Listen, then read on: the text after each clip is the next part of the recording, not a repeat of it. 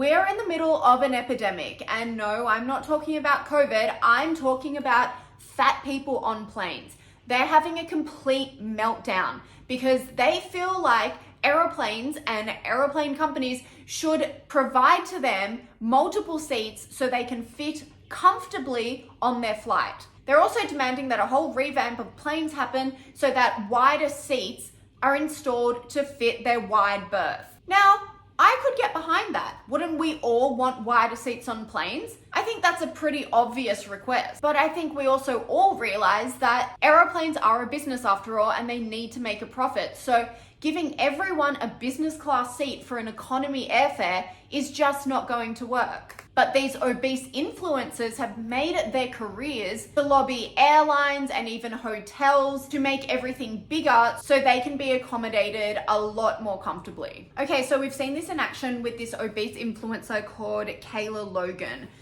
She is a self-proclaimed fat influencer, so I'm not misnaming her or anything. This is what she calls herself. So she took a flight from Toronto to San Diego. She filmed herself because she was taking up her entire seat plus about half of the seat next to her. Okay, I'm a fat woman traveling, and this is the seat right now. I literally go onto half of the next person's seat. So I'm like kind of worried that I'm gonna sit beside someone who's fat phobic and I can't like put this armrest up during takeoff and landing, and I just like honestly don't know how this is gonna go. And there's just like so much fear when you're flying as a fat person, because like some people are really upset to sit beside fat people. So like look,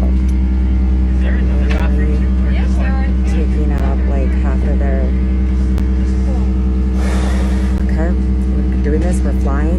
I asked for a seatbelt extender. I deserve to fly and I deserve to take up space, and seats should be bigger. And look, I do understand the anxiety that she must have felt being a very obese person taking up half of the seat next to her when she's only paid for one seat. Of course, whoever is going to come and sit next to her is going to be pretty angry. I mean, I would be. So I was initially feeling sorry for her, but then she goes on to say, I deserve to fly and I deserve to take up space and the seat should be bigger. So now she's become entitled. And this is where she loses me. Because firstly, flying is not a right. It is a privilege that if you have the money to pay for it, you can fly. If you satisfy all of the safety requirements of the airline, then you can fly. And it's also not a right that everyone flies comfortably. I mean, if we could all afford it, we would all go first class and have one of those cabins. But unfortunately, flying is a very expensive activity. And flying for multiple hours becomes very uncomfortable even for the smallest of people. So flying when you're obese is definitely not going to be guaranteed to be comfortable. Yet she's saying that she deserves to fly comfortably and is therefore demanding that the airline give her a free seat so that her spillover is comfortable for her throughout the flight. She also said that airlines should have to make seats larger to accommodate for obese people. Once again, airline services don't exist to cater to obese people. They exist to make money for their shareholders, and making larger seats goes against that. Larger seats means less people. That's why you pay so much for a business or first class seat, because there are less people in the cabin and you get a larger area. It's just basic economics. But to demand that airlines cater to obese people would mean that everyone else in economy would have to pay a lot more for their seat, because they would have to have less seats in the economy cabin. I mean, personally, if it was super cheap, I would stand up the entire flight. If it's a couple of hours, sign me up, put me on a bus in the sky, like I will stand. But the fact that this woman is demanding that everyone else be put out and have to pay more from their own pocket to accommodate obese people is just so entitled. Because actually, it's the average sized person that's bearing the brunt of the inconvenience of obese people. I mean, I'm sure everyone's experienced it. You sit next to a very obese person on a plane and you're huddled into the corner because you don't want to inconvenience or embarrass them by taking up your entire seat because they're clearly on half your seat, which is not the problem of the average sized person. The only solution to this is that obese people should have to buy themselves a second seat. If they quite frankly can't fit on one seat, they're going to need to buy two. And that's the same at the airport when you have a carry-on bag. If it's too big for that sample size that they have at the airport, you have to check it in or you have to pay extra. Like, aeroplanes are a very strategically created form of transport. It's all a numbers game. So what they should have is one of those sample seats, just like the sample bag holder in the airport, where if you think you might be over the width of the seat, take a seat in it, and if you can't fit, buy an extra seat. Buy the seat next to you so you can be comfortable. That's the only fair and equitable way to do it for all involved. When you have an obese person sitting on one airline seat, the obese person isn't comfortable, the average sized person isn't comfortable, and they're really resentful because they've had to pay for a seat that they can only use half of. Like, that's not fair at all. And I think there's a massive lack of empathy coming from this woman saying that everyone needs to cater to her, yet she doesn't have to do anything. She doesn't have to cater to anyone because her comfort is paramount. That makes no sense to me. That's completely selfish, especially because your weight is largely something within your control. Now, if you're morbidly obese, maybe you should reconsider airline travel if it's going to be that uncomfortable, if you can't afford two seats. Once again, airline travel is not a right. Find another way to get to your destination. And I'm not saying that to be harsh, it's just sometimes in life, we have to make different choices to best fit our circumstances. And if she's at the point where she's demanding that an entire industry be changed to fit her needs, that's a bit of a stretch, right? And then we have this other plus size travel influencer, Jaylyn Cheney. She's launched a petition urging the Federal Aviation Authority, the FAA, to mandate all airlines for a comprehensive customer of size policy that prioritizes the comfort and well-being of all passengers. So she said people with smaller bodies get to pay for one fare to get to their destination, and we have to pay for two fares, even though we're getting the same experience. If anything, our experiences are a little bit more challenging. Once again, take some personal responsibility.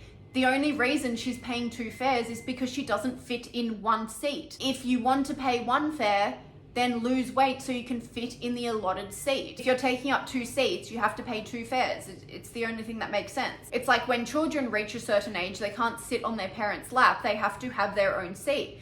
And that's for safety reasons, and it's also for bottom line reasons for the aircraft. I'm sure many parents would happily hold their child on their lap until they're 10 years old if it means that they can save on an airline seat. I mean, it's a few $1,000s if you're traveling long haul, but those just aren't the rules. So same with this woman. If she can't fit into one seat, you have to buy two, unfortunately. She also says all plus size passengers should be provided with an extra free seat or even 2 or 3 free seats depending on their size to accommodate their needs and ensure their comfort during the flight. Seriously?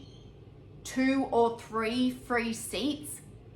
That's a lot of money. She then says for plus size passengers who purchase extra seats on their own, she wants the airline to fully reimburse their additional seats, saying this process should be straightforward. She also wants airlines to provide additional airport assistance to plus size travelers if necessary, including wheelchair assistance and priority boarding. Not even top tier frequent flyers can get that. She also wants employees to undergo sensitivity training and provide appropriate customer service for larger travelers. The petition also calls for larger sized bathrooms for plus size travelers, saying planes should have at least one wheelchair accessible restroom.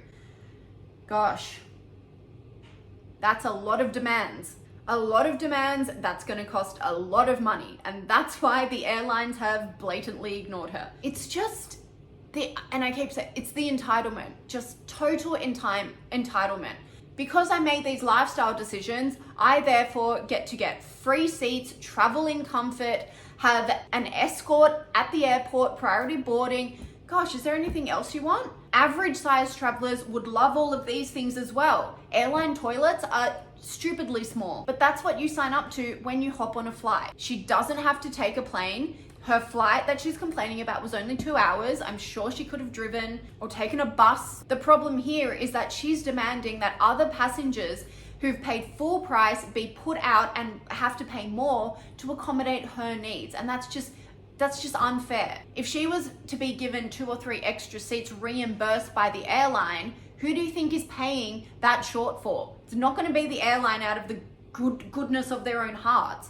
They don't operate like that. It's going to be subsidized by all of those other passengers on the aircraft. They're going to have to pay an extra whatever it is to make up for those 2 or 3 seats that those passengers are demanding. That's not fair. Even if it's an extra $5 or $10 on everyone's ticket price, why should they have to pay that? And these are choices that these people have made. I never hear about disabled people on wheelchairs, complaining about airline seats, and they're much more inconvenient. Disabled people with, neurological conditions where they can't walk, they've been in terrible accidents, they don't complain. They're not entitled. They pay the same as everyone else and they don't expect anything more. And they make their own arrangements so they can be comfortable in an airport to minimize anxiety, traveling. I never ever see articles about disabled people. Yet obese people who've pretty much brought this upon themselves, I see so many articles about, to the point that these people are now influencers making money off professionally whinging about being uncomfortable on airlines because of their own choices in life. This woman, Jaylene Cheney, has now extended her business from complaining about just airlines to also hotels and other travel destinations. She's a fat travel influencer who is a professional complainer and trying to make changes so that obese people can get special privileges whilst they're traveling. Gosh, it's like the Amex travel concierge, but for obese people. I mean, I cannot believe that an industry like this actually exists now, and these people are making money off of it. And then how about this woman with a clearly surgically enhanced butt? I mean, the rest of her body is pretty slim, and then she's just gone and decided to put implants in her ass. And now she's jumped on the bandwagon because she says that planes need to be changed to accommodate for people with large butts.